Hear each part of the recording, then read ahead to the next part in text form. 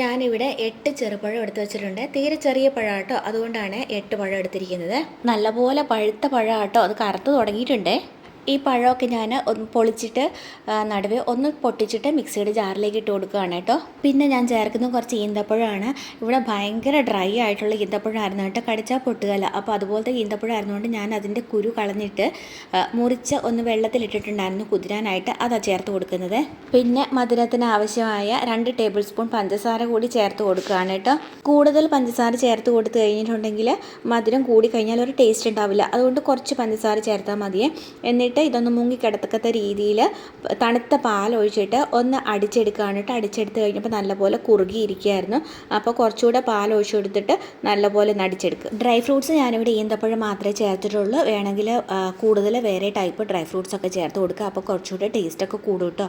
ഇനി ഇത് ഗ്ലാസ്സിലേക്ക് പകർത്തിയതിന് ശേഷം ഭംഗിക്കായിട്ട് ഇതിന് മേലെ കുറച്ച് ബൂസ്റ്റ് കൂടി വിതറിയിട്ടിട്ട് കുടിക്കാനായിട്ട് എടുക്കുക.